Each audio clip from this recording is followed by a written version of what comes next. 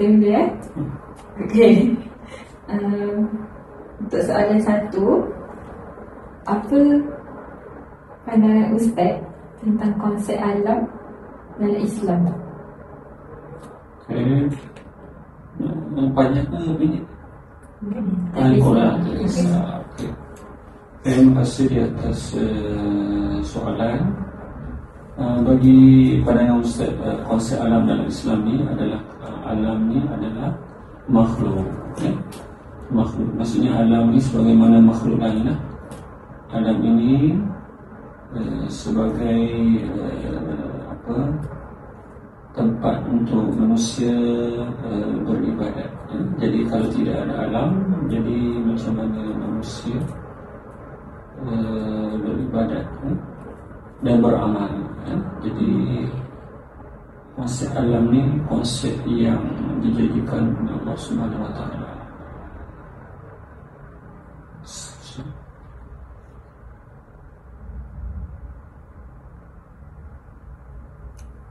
Untuk soalan kedua,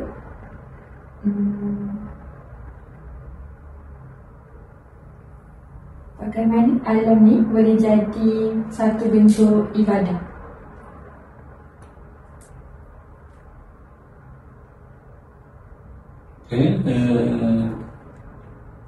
Dia ibadah, dia bergantung kepada orang yang menggunakan alam tersebut. Jadi kalau mengikut apa yang disyariatkan Allah Subhanahu Wa Taala akan menjadi ibadah. Jadi kita orang Muslim perlu menjaga alam inilah, mengikut panduan yang telah digariskan oleh Al-Quran dan As-Sunnah. Antaranya kita tidak boleh memusnahkan alam tanpa sebarang sebab kan.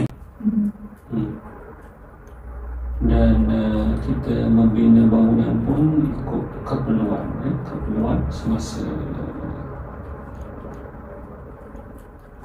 Okey, boleh saya teruskan soalan seterusnya? Seterusnya, kenapa Islam melarang merosakkan alam selepas ia dicipta? Islam melarang merosakkan alam selepas ia dicipta. Maksudnya alam ini dibina untuk umat, umat tinggal di dalamnya, dan Islam melarang tu maksudnya dalam konsep yang tidak mematuhi syariat. Sebagai contoh, menghapuskan hutan secara berleluasa. Jadi Islam melarang sebab akan menjejaskan ekosistem alam itu sendiri, dan kemungkinan manusia tidak nampak pada masa terdekat kan, kemungkinan akan merosakkan generasi selepas itu. Okey, soalan seterusnya, apa contoh amalan Nabi SAW dalam menjaga alam? Di antara amalan Nabi SAW dalam menjaga alam adalah kita sebagai contoh, kita tanam apa-apa tumbuh-tumbuhan, sayur-sayuran atau buah-buahan, kita jaganya. Yang pertama, macam mana menjadi amal ibadat, yang pertama kita mesti niatkan, walaupun kita dah berusia ke muda lagi ke, kita niat supaya kita boleh jadikan perkara tersebut sebagai perkara ibadat, melalui pembacaan, proses penjagaannya. Bukannya hanya sebagai contoh kita tanam apa-apa, kita hanya tanam lepas itu tinggal. Proses itu mesti dipatuhi lah, sebagaimana yang dijanjikan oleh Allah Subhanahu Wa Taala. Maksudnya dalam konsep tawakal, konsep tawakal maksudnya sebagai contoh, kita berada di universiti, kita mesti samalah prosesnya, sama dengan menjaga alam, ya? Dengan niatnya, dengan niat ikhlas, kemudian kita buat usaha bersungguh-sungguh untuk berjaya, dan akhirnya kita bertawakal. Begitu juga dalam menjaga alam, kita tanam apa-apa sesuatu dengan yang pertama dengan kemudian kita jaga, kita bajai dia, kita jaga proses-proses yang sepatutnya kita jaga, dan akhirnya kita bertawakal kepada Allah Subhanahu Wa Taala, dan itu akan menjadi salah satu daripada ibadah yang sangat dituntut oleh Islam. Untuk soalan seterusnya, pada pandangan Ustaz, pada hari ini apa cabaran terbesar umat Islam dalam menjaga alam sekitar? Cabaran terbesar dalam konteks macam negara kita, dia bergantung kepada sosiologi, politik, kan. Ada pihak yang menyatakan bahawa alam ini patut kita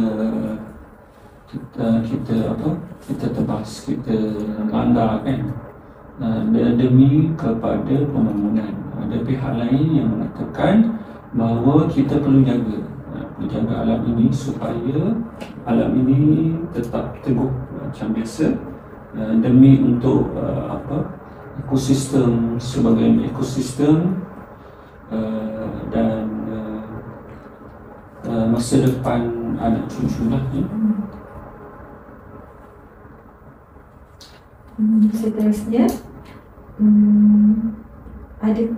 Ustaz rasa adakah pembangunan moden sekarang diselari dengan ajaran Islam terhadap alam sekitar? Pembangunan moden sekarang Ada diselari tak? Dia bergantung kepada penguatkuasa semasa, kan. Bagi pentadbir ataupun pemimpin, semua mengatakan bahawa selari, pemimpin Islam. Tapi sekarang ni kita perlu selidiki adakah pembangunan moden sekarang ni sejajar ataupun selari dengan ajaran Islam. Ada banyak pandangan lah. Ada pandangan mengatakan tidak, kan. Sebab ajaran Islam dia suruh mengekalkan alam ini, tetapi pada masa yang sama dia tidak menolak pembangunan. Betul tak? Jadi kena moderate lah, kena saksama lah. Soalan seterusnya, pada pandangan Ustaz, apakah peranan pendidikan dalam membentuk kesedaran menjaga alam? Itulah menjadi tanggungjawab semua lapisan masyarakat, sama ada kerajaan, penguatkuasa, pemimpin, masyarakat, ibu bapa dan individu itu sendiri, dan juga institusi pendidikan lah, ya. Sama ada universiti, sekolah, media massa, ya. Memainkan peranan dalam menjaga alam ini, dalam memberi pendidikan, kesedaran. Jadi semua memainkan peranannya tersendiri, bukannya meletakkan satu pihak saja dalam pendidikan alam sekitar inilah. Seterusnya, kenapakah penting untuk kita faham bahawa alam ni bukan milik mutlak manusia? Itu adalah salah satulah kefahaman bahawa alam ini bila masa akan berubah, kan. Maksudnya alam ini bukannya alam yang kekal. Bagi orang Muslim bahawa alam ini akan sementara, alam kekal akan kembali kepada alam akhirat. Jadi sekarang ni kita dari segi penjagaan alam tu kita mesti sesuaikan dengan kemajuan semasa dan pembangunan masa depan, demi kelestarian anak-anak pada masa depan, anak-anak cucu pada masa hadapan. Kalau sekiranya masyarakat tidak jaga, penjajaran kelestarian ini akan menyebabkan kerosakan yang lebih cepat, lebih cepat. Untuk soalan terakhir, dia bukan soalan lah, tapi Ustaz ada nasihat tak untuk pelajar ke atau orang-orang yang dekat luar sana untuk jaga alam ni mengikut perspektif Islam?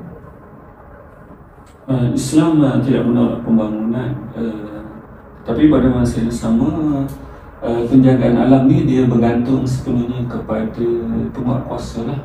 Jadi kalau sebagai masyarakat biasa, dia tidak ada keupayaan ataupun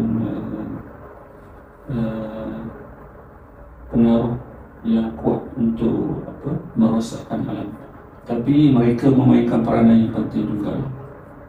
Sebagai contoh, tidak membuat sampah merata-rata. Dengan sampah pun akan merosakkan alam ini, menjaga kebersihan sungai, menjaga gunung ganang. Kan ramai yang suka hiking sekarang kan, pergi sana buang sampah. Jadi tidak menjaga alam. Itu peranan individu masing-masing.